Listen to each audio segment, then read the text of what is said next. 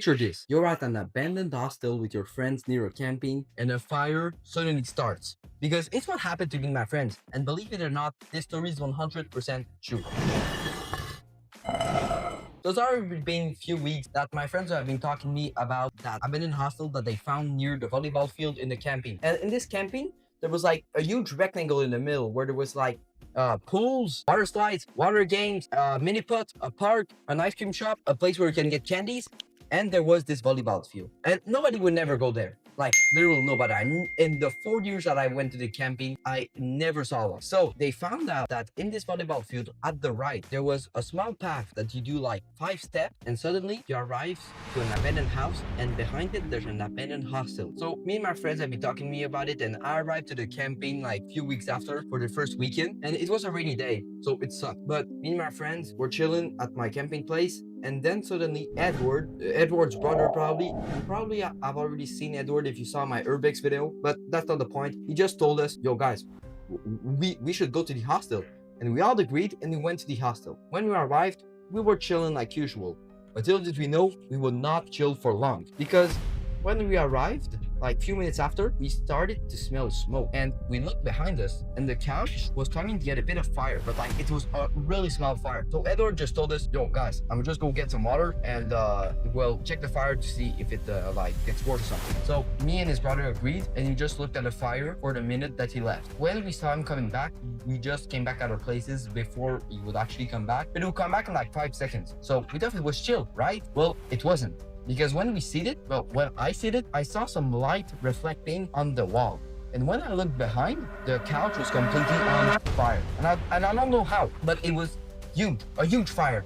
And Edward tried to put the water on it, didn't do anything. So at this moment, me, Edward, and his brother, the 3 options we had. The first one was to call 911. But if we would do so, they would think that we started the fire, even though we didn't, and we don't know what happened. And it's not important when you're in court about what actually happened, it's important about what the jury thinks. So we would be cooked, and we couldn't do that. The second option was to let it burn down and let burn down the entire forest. Obviously, we couldn't do that because we would get accused of forest fires, and it's not a good idea. The third option, which seemed to be the best, is kill the fire.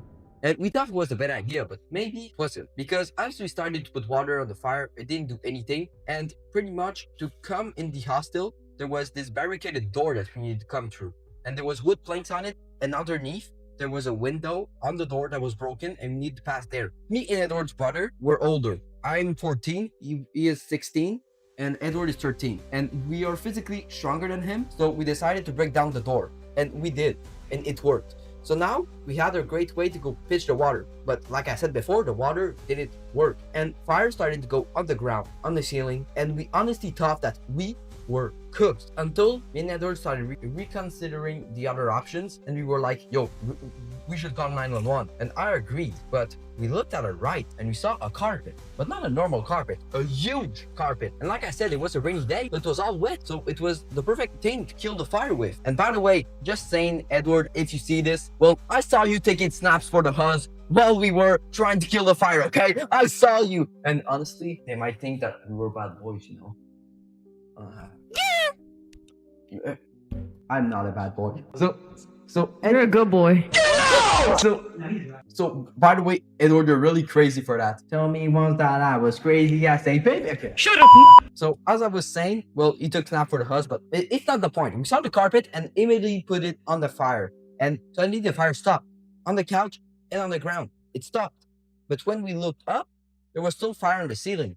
But this was pretty easy, for real. We just threw some water on it and we were chill. But little did we know, it wasn't over. Because when we came back, we looked at each other and we're like, okay, well, we never come back here again. So we left and we went to this little bathroom that was near the park. And we looked if we had like any injuries or something. But little did we know we had. Because me and Edward had ashes coming out from our nose and our mouth. But Edward's brother, it was way much worse. Because when we looked at him, he had ashes coming out from his mouth, his nose, his ear, his eyes, and even told me that when he took a dookie, there was ashes coming out.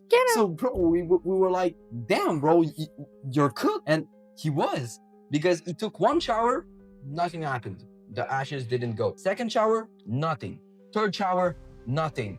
But after the fourth shower, the ashes were gone, almost completely. because when he woke up in the morning, there was ashes in his eyes again. And we thought that we were cooked, because if our parents would see this, by the way, guys, my mom knows now, I told her, so it's pretty chill. And by the way, we did not trespass, okay? Because the hostel wasn't owned by anybody, okay? It was abandoned, and anyways, it wasn't the campings. It wasn't trespassing, okay? It wasn't trespassing. Facts. Trust me, guys.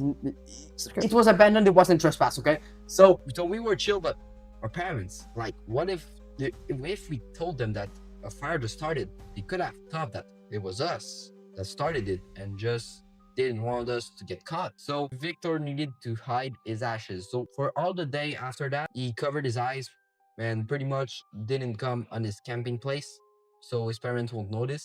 And did we decide to come back to the hostel the day after? Maybe we did, because as we came back, we just wanted to check if the fire, like, what were the damages, and somehow on the ground it wasn't even burnt. Like, I don't know how, but on the ground there was just a huge circle full of ashes. It was ashes, a circle with all ashes, and we didn't know why. We thought like it was the couch, and the couch was round. Yeah, you know, like these round couches, like. So after, well, as I said, there was a big round of ashes. Yeah, it was weird, because even though the couch was round, so it was normal, well, the rest of the ground wasn't on fire. Of course it wasn't on fire. I mean, there wasn't any ashes on the ground. There wasn't any ashes on the ground, and we didn't understand why. But when we looked at the ceiling, we saw some ashes, and this was pretty normal. And after leaving again, me and my friends talk about never coming back to this hostel, and always before we come back, if we do, check the fire index. So guys, thank you for watching this video. I hope you like the story, and make sure to subscribe if you want to see other stories, because I have plenty other stories that I can tell to y'all. And yeah, see you on another video, guys. Yeah, subscribe like a good boy.